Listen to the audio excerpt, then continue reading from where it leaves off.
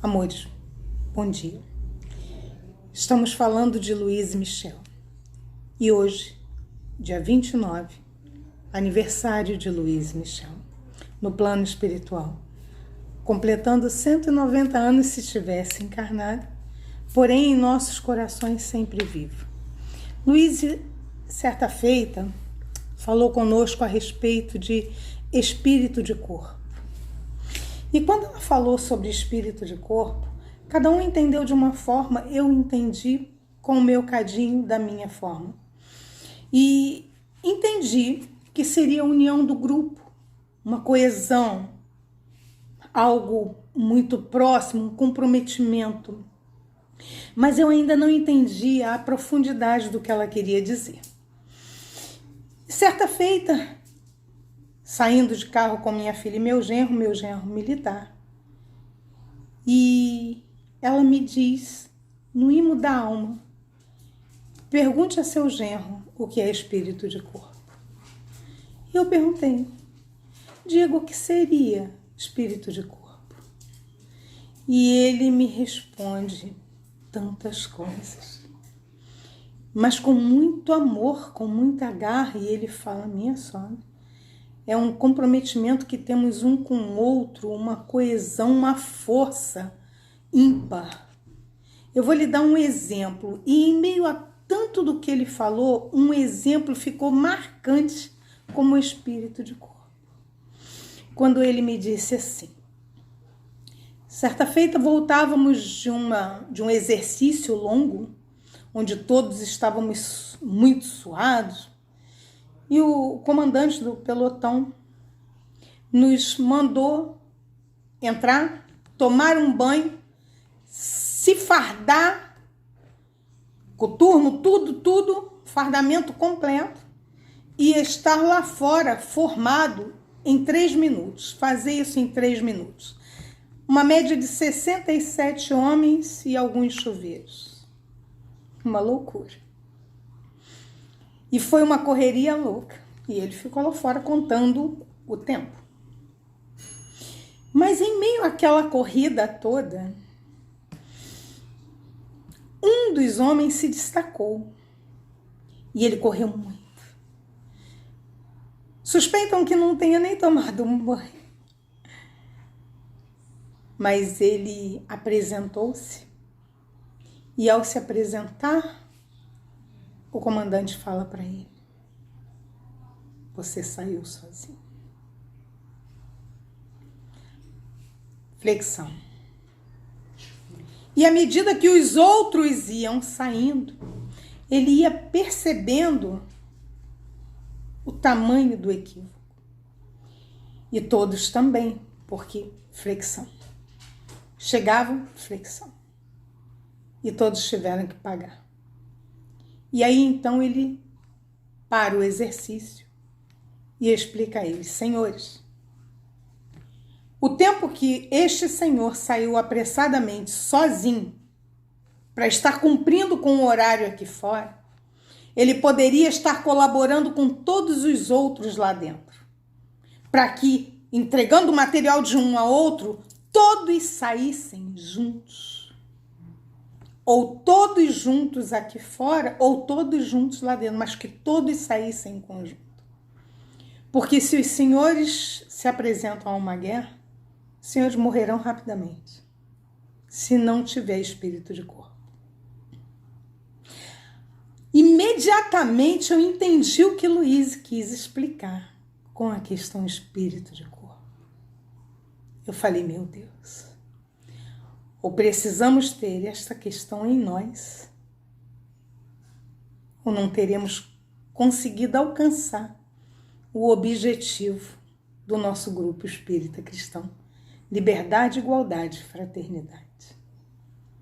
E então, nesta semana onde estamos comemorando o aniversário dela, ela não gosta de comemorações, ela não gosta de homenagens, mas o nosso coração presta essa homenagem. Tamanha gratidão que temos pelo tanto que ela nos ensinou. Este meu genro recebe uma mensagem de um amigo e vem me mostrar.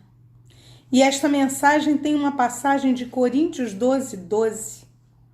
E eu achei tão prudente. E ele me olha e diz: minha sogra, eu acho que daqui saiu a expressão espírito de corpo.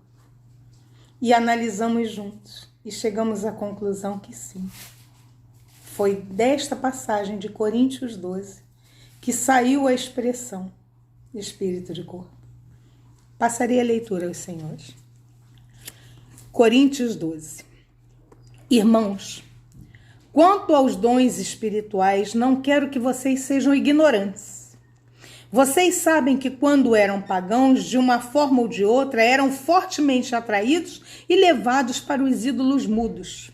Por isso, eu lhes afirmo que ninguém que fala pelo Espírito de Deus diz: Jesus seja amaldiçoado. E ninguém pode dizer: Jesus é Senhor, a não ser pelo Espírito Santo.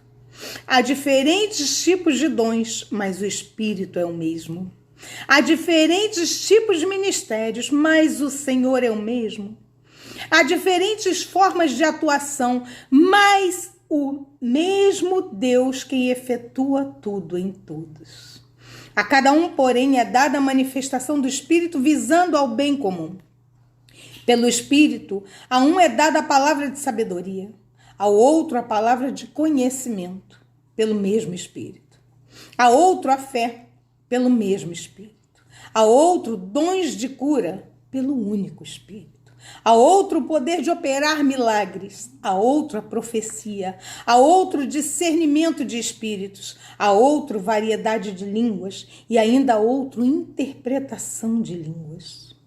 Todas essas coisas, porém, são realizadas pelo mesmo e único Espírito, e ele as distribui individualmente a cada um conforme quer. Ora, assim como o corpo é uma unidade, embora tenha muitos membros, e todos os membros, mesmo sendo muitos, formam um só corpo, assim também com respeito a Cristo. Pois um só corpo, todos nós fomos batizados em um único Espírito, quer judeus, quer gregos, quer escravos, quer livres. E a todos nós foi dado beber de um único Espírito. O corpo não é composto só de um membro, mas de muitos. Se o pé disser, porque não sou mão, não pertenço ao corpo, nem por isso ele deixa de fazer parte do corpo. E se o ouvido disser, porque não sou olho, não pertenço ao corpo, nem por isso deixa de fazer parte do corpo. E se todo o corpo fosse olho, onde estaria a audição? E se todo o corpo fosse ouvido, onde estaria o olfato?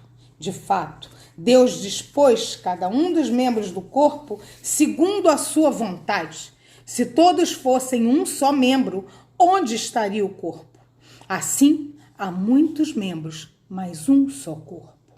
O olho não pode dizer à mão, não preciso de você. Nem a cabeça pode dizer aos pés, não preciso de vocês. Pelo contrário, os membros do corpo que parecem mais fracos são indispensáveis. E os membros que pensamos serem menos honrosos, tratamos com especial honra. E os membros que em nós são indecorosos são tratados com decoro especial, enquanto os que em nós são decorosos não precisam ser tratados de maneira especial. Mas Deus estruturou o corpo dando maior honra aos membros que dela tinha falta, a fim de que não haja divisão no corpo, mas sim que todos os membros sejam iguais. Igual cuidado uns pelos outros. Quando um membro sofre, todos os outros sofrem com ele. Quando um membro é honrado, todos os outros se alegram com ele. Ora, vocês são o corpo do Cristo e cada um de vocês individualmente é membro deste corpo. Assim, na igreja, Deus estabeleceu primeiramente apóstolos, em segundo lugar, profetas. Em terceiro lugar, mestres. Depois, os que realizam milagres. Os que têm o dom de curar. Os que têm os dons de prestar ajuda. Os que têm os dons da administração. E os que falam diversas línguas.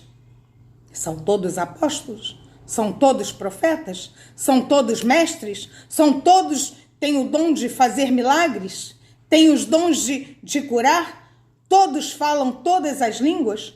Todos interpretam? Irmãos, ouçam, quem tiver ouvidos ouvir. E ele encerra dizendo: entretanto, busquem com dedicação os melhores dons. Passo agora a mostrar-lhes um caminho ainda mais excelente. E adivinha o que é Coríntios 13? Ainda que eu falasse a língua dos anjos e dos homens, e não tiver amor, e não tiver caridade, seria como o metal que sou, ou como o sino que tine. Desta forma, encerra aqui, neste momento, e permanecem, pois, encerrando próprio Coríntios 13, a fé, a esperança e a caridade, que é o amor. Mas o amor destes três é o maior, porque ele, em si mesmo, é a própria caridade.